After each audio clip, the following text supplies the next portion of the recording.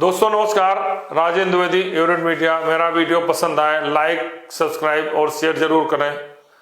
देश के इतिहास में पश्चिम बंगाल का चुनाव एक नए तरीके का इतिहास रचने जा रहा है और दो चेहरों के बीच में पूरा चुनाव सिमट गया है और उसमें एक ही शब्द है, भरोसा।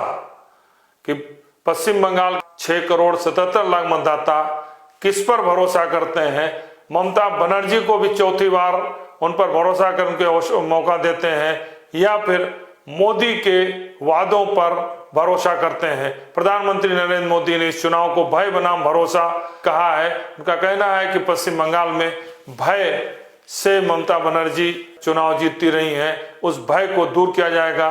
टीएमसी के कार्यकर्ता लगातार जनता पर अत्याचार करते हैं, दबाव बनाए हुए हैं और इस भय को दूर करके भरोसा से चुनाव जीता जाएगा। और भरोसे की बात का आधार पर प्रधानमंत्री नरेंद्र मोदी लगातार रैलियां कर रहे हैं। अमित शाह ने घोषणा पत्र जारी किया है और जो भाजपा का घोषणा पत्र जारी हुआ है उसमें उन्होंने कई महत्वपूर्ण बातें कही हैं। अब मैं अगर भाजपा के घोषणा पत्र को देखूं तो उन्होंने कहा है हर महिला के खाते में सीधे 5 तारीख को 3,000 रुपए जाएंगे। महिलाओं को सरकारी बसों में फ्री बस यात्रा की जाएगी।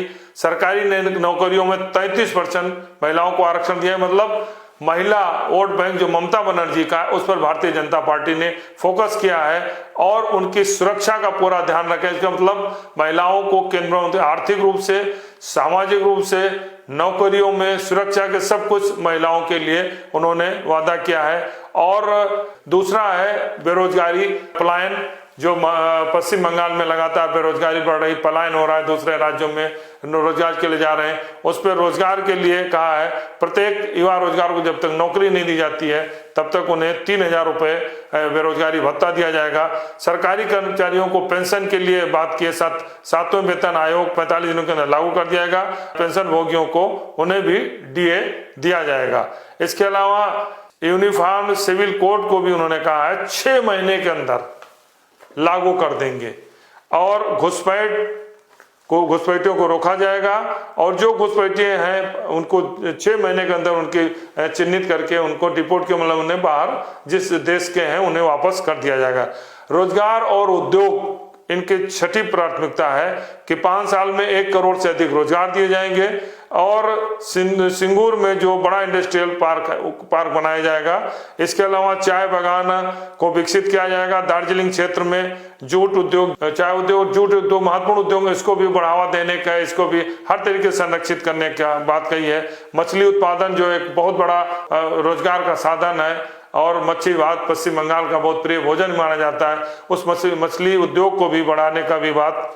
किसानों के चावल, आलू और आम जो 3 महत्वपूर्ण है, मतलब चाय और जूट के अलावा चावल, आलू, आम, इन पर भी विशेष घोषणा की है कि इन पर विशेष रियायत दी जाएगी।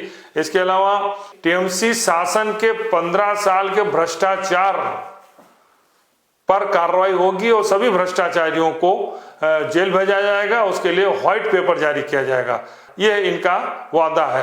बेहतर प्रशासन, कानून व्यवस्था, महिलाओं की सुरक्षा, इसके अलावा अन्य जो योजनाएं, केंद्र की योजनाएं ममता बनर्जी ने लागू की हैं उसे लागू किया जाएगा और हर तरीके से जो फंड अधिक से अधिक सर्वांगीण विकास के लिए पश्चिम बंगाल को फंड किया जाएगा। प्रधानमंत्री नरेंद्र मोदी की तरफ से घोषणाएं की जा रही हैं और गृह मंत्री अमित शाह ने इस घोषणा पत्र को जारी किया। दूसरी तरफ ममता बनर्जी भी लगातार जो उनका वोट बैंक है, एक तो 30% मुस्लिम वोट बैंक, दूसरा महिला वोट बैंक, तीसरा ममता ने भी इस चुनाव को बंगला अस्मिता बनाम दिल्ली बना दिया है। उनका कहना है कि ये अगर भाजपा चुनाव जीतती है तो ये सरकार बंगाल की सरकार नहीं होगी, बंगालियों की सरकार नहीं होगी, ये दिल्ली की सरकार होगी और दिल्ली के लोग अपने तरीके से इसको चलाएंगे। तो ये पश्चिम बंगाल के बंगालियों के अस्मिता का सवाल है, उनके संस्कृति, उनके कल्चर का सवाल है। और ममता ने भी महिलाओं को लिए जो पहले से ही महिलाओं के लिए तमाम योजनाएं चला रही थी, लक्ष्मी भंडार योजना जिसने 1,000 था 1,500 रुपया कर दिया है, महीने में, SC/ST के लिए 1700 रुपया कर दिया है। युवा बेरोजगारों के रोजगार के लिए 21 से 40 साल के युवाओं को पैसे देने की बात हुई है और 1500 रुपया प्रति माह, मतलब 18,000 रुपया युवाओं को भी देने के बाद कृषि के लिए उन्होंने 30,000 करोड़ का बजट रखा कि कृषि के हर क्षेत्र में किसानों के लाभ के लिए, उनके फसलों के खरीद के लिए उनको हर तरीके से लाभ देने 30,000 करोड़ का बजट रखा है। बुनियादी ढांचे को और मजबूत करेंगी। हर परिवार को पक्का मकान का देने का इन्होंने वादा किया है। हर घर नल पानी देने की बात की है। स्वास्थ्य को घर तक, जो हर घर में स्वास्थ्य की सेवाएं पहुंचाई जाएंगी, मजबूत किया जाएगा। डॉक्टर्स इलाज के लिए जो लोगों के द्वार पर जाएंगे। शिक्षा की बात की है कि शिक्षा को और अधिक सुदृढ़ किया जाएगा। सभी सरकारी स्कूलों को उत्कृष्ट किया जाएगा। स्कूलों के इंफ्रास्ट्रक्चर व्यवस्था की जाएगी। बुजुर्गों को पेंशन की बात आई है। प्रशासन और विकास को और बेहतर बनाने का वादा इन्होंने किया है। इसके अलावा 10 अन्य कल्याणकारी योजनाएं हैं, जिसमें महिलाओं की सुरक्षा सहायता समूह है, हरित ऊर्जा, सोलर ग्रिड। इसके अलावा जो बहुत सारी योजनाएं TMC जो पिछले 15 सालों से चल रही है, उसमें 2.5 करोड़ से अधिक महिलाओं को लक्ष्मी भंडार योजना मिला है। कन्याओं को शादी के लिए लाभ दिया जा रहा है। रूपश्री शादी सहायता है। सबके द्वार पर जो शिक्षा और सुविधाएं, स्वास्थ्य की सुविधाएं, विधवा, वरिष्ठ नागरिक, इस तरीके से तमाम 10 प्रतिज्ञाएं हैं ममता बनर्जी। उनके भी फोकस में महिला, युवा और मुस्लिम मतदाता जो वहां पर 30% है। तो ममता ने भी 15 वर्ष के सत्ता के साथ फिर वादे किए हैं, भरोसा जताने की बात की कि उन पर भरोसा रखें और चौथी बार उनको मौका दें। दूसरी तरफ प्रधानमंत्री नरेंद्र मोदी ने भाई बनाम भरोसा का वादा करके कि आप उन पर भरोसा करें तो जो भी दिक्कतें हैं उसे दूर किया जाएगा। पश्चिम बंगाल का सर्वांगीण विकास होगा, जैसे भारतीय जनता पार्टी के राज्यों को हो रहा है। लेकिन इन दोनों के बीच, ममता बनर्जी और मोदी के बीच, दो चेहरों पर यह चुनाव जाकर टिक गया है, क्योंकि पश्चिम बंगाल में ममता के कैडर का, ममता के चेहरे के बराबर कोई दूसरा चेहरा नहीं है। जो चेहरे शुभेंदु अधिकारी हैं भी वो TMC से निकल के आए हैं, तो उनका कद और पद दोनों उस स्तर के हैं। इसलिए प्रधानमंत्री नरेंद्र मोदी ने इसको भय बनाम भरोसा का दिया है।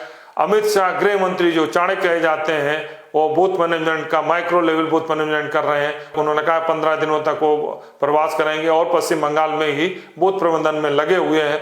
तो ये चुनाव बहुत इंटरेस्टिंग हो गया है। और इसमें एक बात है, भारत निर्वाचन आयोग की प्रतिष्ठा, जिस पर ममता बनर्जी लगातार आरोप लगा रही कि भारतीय जनता पार्टी की मदद कर रहा है, उसके सामने भी चुनौती है किस तरीके निष्पक्ष चुनाव कराएगा।